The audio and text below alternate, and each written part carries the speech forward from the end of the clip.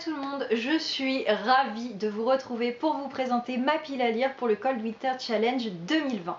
Cette pile à lire, ça va être un peu une grande première pour moi, puisque, ô fierté ultime, c'est la première fois que ma pile à lire d'hiver est quasiment à zéro, ce qui ne m'était jamais arrivé, puisque comme je vous l'avais expliqué dans ma vidéo conseil comment réduire sa pile à lire, moi je fonctionne par saison pour psychologiquement me donner l'impression que j'ai moins de livres, vous voyez. Et pour ce qui est de l'hiver, il me reste plus que 4.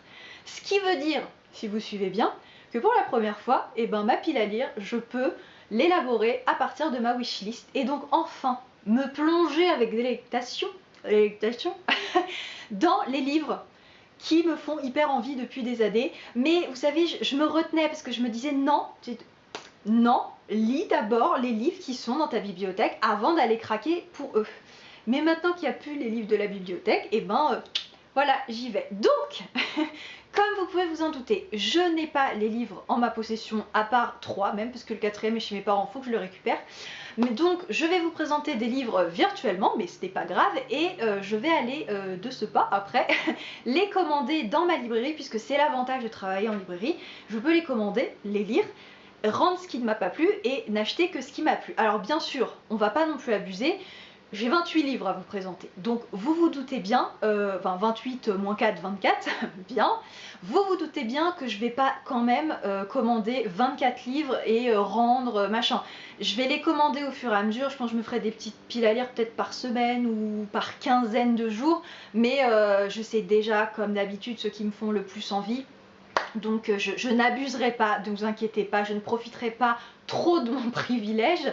Sur ce, écoutez, trêve de blablatage, on va démarrer tout de suite. Je suis là, je m'emballe au taquet, mais je me dis ce serait peut-être bien aussi de remettre quelques bases. Donc j'ai quand même oublié de vous signifier que pour ceux qui ne le savaient pas, le Cold Winter Challenge, c'est un challenge de lecture d'hiver, comme son nom l'indique, qui se déroule du 1er décembre. Alors, jusqu'à présent qui se déroulait jusqu'au 28 février, jusqu'au 31 janvier, mais cette année, ce n'est plus Margot liseuse qui s'en occupe, c'est Enluminé qui l'a repris et elle a décidé de le faire aller jusqu'au 28 février comme c'était le cas quelques années auparavant. Et voilà, il y a un certain nombre de menus, de catégories, de façons de valider le challenge.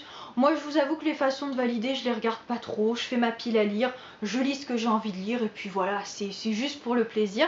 Mais je souhaitais faire voilà, une petite dédicace à Enluminé parce que je trouve qu'elle a fait vraiment un travail au top là en reprenant le challenge. Elle a présenté vraiment des thématiques, des noms de menus qui sont super, ou soit poétiques, ou jolis, ou rigolos. Enfin, elle a fait un super travail. J'étais hyper contente de découvrir toutes ces nouveautés et je me délecte de vous présenter tout ça. On démarre tout de suite avec le premier menu qui est à mon goût le meilleur puisqu'il s'agit de la magie de Noël avec la première sous-catégorie qui est, oui je lis là avec mon ordinateur parce que sinon je ne retiendrai jamais tout, Under the Mistletoe, donc sous le gui. Et alors là, on se fait plaisir, tout ce qui est romance de Noël, livre feel good qui se passe à cette période de l'année, donc que ce soit Noël, la période de l'Avent ou le Nouvel An, on peut mettre dedans. J'en profite pour vous dire que dans cette catégorie, je fais un 2 en 1 puisque je participe également au challenge créé par Aurélie lit des livres. Donc c'est quelqu'un qui tient un compte Instagram qui consiste à lire 4 romances de Noël à partir du 23 novembre. Donc si jamais vous êtes intéressé mais vous ne l'aviez pas vu passer, n'hésitez pas à la contacter puisqu'elle a créé un groupe de conversation privé sur Instagram pour que chacun puisse échanger ses lectures, tout ça c'est super sympa. Et puis voilà, on est en mode ambiance de Noël, donc je suis sûre que ça peut vous plaire. Sur ce mois, j'ai décidé de me lancer dans, alors pas 4 romances de Noël parce que donc oui, j'ai perdu le challenge d'avance, mais l'idée c'est de se faire plaisir. Je suis pas à fond non plus romance de Noël, donc déjà j'en lis 2 voire 3. Je trouve que c'est pas mal. Je vais vous montrer ça tout de suite du coup sur mon téléphone puisque je ne les ai pas directement là. Il s'agit de N'oublie pas les chocolats de Tamara Baliana. J'adore la couverture, vraiment. Et en fait, ce que j'apprécie beaucoup dans celui-ci, c'est qu'au vu du résumé, le concept semble tout à fait inversé. C'est-à-dire que c'est le mec qui adore l'esprit de Noël et la fille qui aime pas du tout ça et qu'il faut convaincre. Donc je trouvais ça plutôt sympa. Et la deuxième, c'est L'amour est un dessert qui se mange à deux de Cecilia City. Là, à mon avis, on va être beaucoup plus dans la romance de Noël un petit peu niaise, mais j'adorais la couverture. Voilà. J'ai également décidé de lire un livre qui, c'est pour ça que je disais 2,5. Je pense que c'est pas vraiment une romance de Noël, mais il va quand même y avoir de l'amour dedans. C'est Le bonheur dépend parfois d'un flocon de Colin Wright, où suite à une tempête de neige, beaucoup de personnes vont se retrouver coincées ensemble dans une auberge et il y a plein de personnages différents et je pense honnêtement qu'il va y avoir de l'amour, ça a l'air super sympa. Donc écoutez, nous verrons bien. Et pour terminer, j'ai aussi décidé, alors c'est pas un livre feel good, mais écoutez, ça se passe à Noël, de me lancer dans le recueil Contes de Noël de Charles Dickens, parce qu'on connaît tous un chant de Noël, mais en fait il en a fait plusieurs, et en plus la couverture est super jolie, donc j'ai envie de découvrir ses autres contes. La deuxième catégorie que j'adore, c'est raclette, et dedans il faut mettre des livres qui parlent d'amitié, de famille ou de secrets.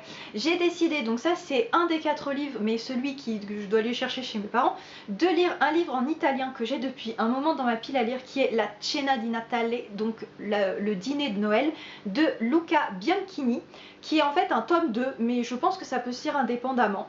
Voilà, donc tout est dit. Et ça fait un moment que je l'ai, je me dis qu'il est vraiment temps de me lancer, surtout que j'ai lu un livre en italien en début d'année, ça s'est bien passé. Donc il n'y a aucune raison que ça ne se passe pas bien avec celui-ci. J'ai également décidé de lire Elle et lui de Marc Lévy. Je pense que c'est un de ses plus connus. Ça parle d'amitié, on se doute que les deux protagonistes finalement ils vont finir ensemble, mais ça parle d'amitié, il y a l'air d'avoir quand même un petit peu un secret puisqu'apparemment elle est actrice et que lui ne le sait pas, quelque chose comme ça. Écoutez, je me suis dit que ça passait, et histoire de rester dans le secret, j'ai choisi un classique avec Cyrano de Bergerac d'Edmond Rostand, parce que bah là en termes de secret on est parfaitement dedans et ça fait partie des classiques que j'ai vraiment beaucoup envie de lire depuis très longtemps, donc écoutez, je peux enfin me lancer, je le fais.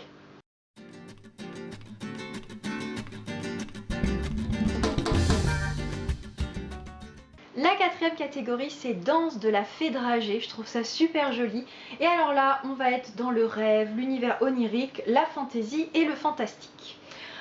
Étant donné que j'avais lu le tome 1 en début d'année, que ça avait été un gros coup de cœur, ben je vais tout logiquement lire le tome 2 de La Passe Miroir. Voilà. Et donc dans la catégorie fantasy. Et en termes de rêve, d'univers onirique, quoi de mieux que de découvrir mon premier Haruki Murakami avec Sommeil. Voilà, c'est un livre très court, ce qui est très rare hein, pour cet auteur, on notera, et tout le monde n'en dit que du bien. Donc je me dis que ça pourrait être l'occasion, voilà, de découvrir un petit peu son œuvre. Malheureusement, j'ai décidé de ne pas faire le deuxième menu qui est Hiver mystérieux.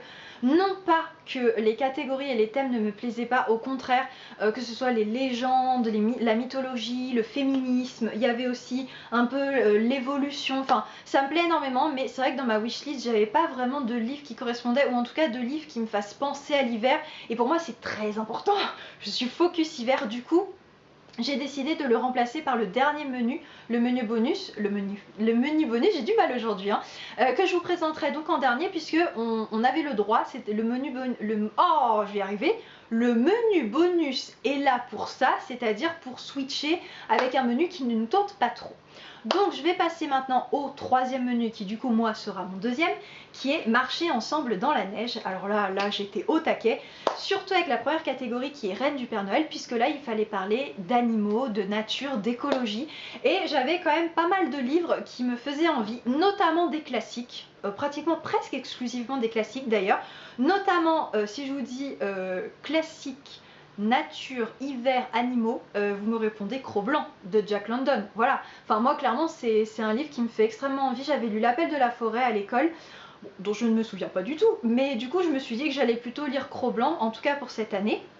Et j'ai aussi décidé de me lancer, je sais qu'il est très gros, mais il me fait très envie, dans Moby Dick de Melville, parce que voilà, cette baleine, pour moi c'est le summum de l'hiver, quoi, vous voyez. Et ensuite, j'ai décidé de me lancer également dans Le Lièvre de Vatanen d'Arto Pasilina plutôt, pareil, qui est très connu. Alors je sais qu'en soi l'histoire se passe en été, mais c'est un auteur nordique, il y a un lapin blanc sur la couverture, moi je trouve que ça fait quand même hiver. Voilà.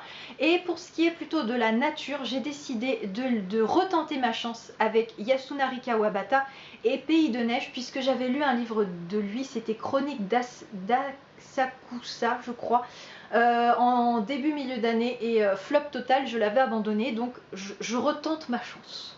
Vient la catégorie hyper jolie, je trouve, qui est Aurore boréale, dans laquelle il faut glisser des livres qui parlent d'aventure, de périple, de voyage, et j'ai donc décidé d'enfin lire le tome 3 du Puits des Mémoires de Gabriel Katz, que j'ai du coup depuis Noël dernier dans ma pile à lire, mais que finalement je n'ai pas eu le temps de lire à l'hiver dernier. D'une certaine façon, je n'ai pas eu envie de le lire parce que j'ai pas envie que cette histoire s'arrête. Mais là, je me dis, bon, il faut quand même, à un moment donné, connaître la fin. J'ai adoré cette trilogie, donc normalement, de ce que j'en ai lu, le tome 3 est à la hauteur. Il se passe dans un monde de glace, hein, comme vous pouvez le voir. Donc j'aurais pu le mettre dans une autre catégorie où on pouvait parler de fantasy. Mais là, j'avais plus le côté un peu aventure, périple, voilà, puisqu'apparemment ils vont partir dans les terres du Grand Nord. Donc voilà, c'était idéal. Ensuite, donc là on va partir plus dans le côté périple avec De Pierre et d'Os de Bérengère Cournut, où en fait une jeune Inuite va être séparée de sa famille suite à, je crois, une fracture de banquise et en fait va se retrouver toute seule et va devoir survivre dans le Grand Nord. C'est un livre qui me plaît énormément et il vient de sortir en poche, ou en tout cas je crois en octobre, donc là je ne pouvais que foncer. Je me le garde depuis le début de l'année exprès pour le Cold Winter Challenge. Et le dernier livre de la catégorie, c'est le tome 3 d'une saga qui en compte 7, que j'ai commencé il y a 3 ou 4 ans. Tome 1, tome 2 lu à la suite, et puis je m'étais arrêtée, ce qui est très bête, et lui je vais l'emprunter à une de mes grand-mères, puisque je lui avais offert toute la saga, elle a adoré. C'est le tome 3 du Capitaine à la Tristesse, Le Soleil de Breda d'Arturo Pérez Reverte. Voilà, auteur assez connu. Je vous ai présenté un livre de lui dans mes conseils de lecture d'automne qui changent. C'est un auteur que j'aime bien. Voilà, il y a un côté très historique. Là, on va suivre je crois qu'il est chevalier, je sais même plus, à l'époque du siècle d'or. C'est quelque chose que j'aime beaucoup. Et dans celui-ci, on va être dans la guerre des Flandres en plein hiver. Donc j'ai envie de vous dire, ça ne pouvait pas mieux tomber. On passe à la dernière catégorie qui est Carol of the Bells, super accent, où là il faut placer des romans, enfin un roman un peu choral où il y a plusieurs points de vue et tout ça. Alors moi je vous avoue que je suis plus partie sur le côté, il y a plusieurs personnages dedans, voilà, qui sont tous des personnages principaux parce que je n'ai aucune idée de comment les livres sont conçus. Et j'ai décidé de lire Masaya del Invierno d'Isabel Allende, donc en français, c'est Plus loin que l'hiver. La couverture est d'ailleurs super jolie. On va être à New York, il me semble, pleine tempête de neige. Et on va suivre des personnages qui sont un peu des laissés pour compte de la société américaine, notamment des immigrés. Et comment, on va dire, ils vont s'en sortir dans cet environnement devenu extrêmement hostile. Et Isabel Allende, c'est une très grande écrivaine latino-américaine et ça fait un moment que j'ai envie de découvrir son œuvre, donc je vais enfin pouvoir et j'en suis très contente. Deuxième roman choral que je vais emprunter cette fois à mon autre mamie, parce que je lui ai offert l'année dernière à Noël. Il s'agit des Petites robes noires de Madeleine Saint-Jean, je crois qu'on prononce comme ça, qui en fait donc se passe à Noël et se passe dans un grand magasin où on va suivre plusieurs vendeuses et leur vie, et l'autrice va nous dresser un portrait en fait de ces femmes et un portrait de la condition féminine en Australie dans les années, je crois que c'est 50-60, quelque chose comme ça, et c'est pas, ah j'ai du mal aujourd'hui, hein. C'est apparemment un classique là-bas, donc c'est un livre qui me fait très envie. Elle ne l'a pas encore lu, ma grand-mère, mais du coup je vais lui piquer, hein, comme ça si j'ai aimé, je pourrais lui donner plus envie encore de se lancer dedans. Voilà.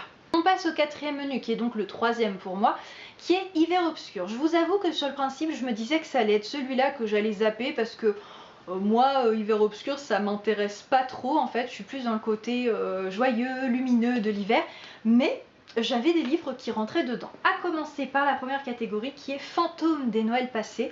Donc je vous avoue que, bon, sur le principe j'ai un peu triché parce qu'il faut parler de fantômes, revenants, voyages temporels, jeux avec les époques. Je me suis dit j'allais juste prendre un roman historique, voilà. D'une certaine façon, il y a un côté voyage temporel, puisque ben, le livre il se passe à une époque et moi je suis dans une autre. Ah oui, oui, on va très loin quand on veut qu'un livre rentre dans une catégorie. Donc j'ai choisi un livre, je vous en avais parlé sur Instagram, qui était dans ma sélection de la rentrée littéraire, que je n'ai pas eu le temps de lire parce qu'il est assez gros. Et bah, il me fait toujours de l'œil, donc j'ai choisi La Chambre des dupes de Camille Pascal. Voilà, et j'espère cette fois avoir le temps de le lire. Ensuite, il y a Frissonner sous un plaid, et donc là on part dans tout ce qui est horreur, épouvante, thriller, suspense. Moi je suis partie dans, on va dire, thriller policier quoi, tout simplement, avec bien évidemment Le Crime de l'Orient Express d'Agatha Christie. Voilà, j'étais obligée. J'ai lu Le Noël d'Hercule Poirot l'année dernière, ça m'avait beaucoup plu, donc bah, je continue, j'ai envie de continuer à découvrir cette autrice mondialement connue. Et livre que j'ai hésité à lire l'année dernière parce qu'il me faisait beaucoup de l'œil, c'est Lumiko de Pasi Ilmari Jaskelainen. Donc là, rien qu'à la couverture, je pense que je n'ai pas besoin de dire plus. Voilà, on va être dans un cercle littéraire, mais quand même un petit peu bizarre, avec des événements un peu étranges, une disparition, et puis il y a quand même tout un univers littéraire, des livres qui voient leur fin altérée, enfin voilà, c'est un petit peu étrange, un peu... J'ai trop hâte de le lire. Et enfin, pour Nuit de solstice, il faut lire un livre de moins de 300 pages, alors me connaissant, ah bah ça va pas être difficile. J'ai choisi un livre sur le principe qui aurait pu aller dans une des catégories du menu que j'ai zappé avec le côté féminisme, mais du coup je me suis dit bah c'est pas grave, je vais le mettre dans celui-là. C'est Niarka de Antoine Demeaux, et je ne sais pas si vous verrez bien, mais moi quand j'ai vu ce livre arriver en librairie, je me suis dit c'est marrant, on dirait Simone Veil, elle a la même tête. Et ben oui, parce que c'était sa sœur aînée. Voilà, sa sœur aînée qui s'est engagée dans la résistance, qui a été torturée, déportée. Enfin voilà, on parle beaucoup de Simone Veil, mais sa sœur aînée, il y avait aussi beaucoup de niveaux. Et donc c'est un livre biographique qui raconte son parcours. Ça m'intéresse énormément. Déjà, Simone Veil m'intéresse énormément, mais là du coup, découvrir le parcours de sa sœur qui a aussi été très important m'intéresse également. On arrive déjà au dernier menu. Oui, toute bonne chose a une fin. Et à un moment donné, il faut s'arrêter parce que sinon il y aurait 100 livres dans ma pile à lire. Donc il s'agit du menu avec lequel j'ai switché, le menu qui ne me plaisait pas, enfin qui ne me convenait pas plutôt que pas me plaire. Et c'est Au chaud devant la cheminée. J'adore. Première catégorie, grands enfants.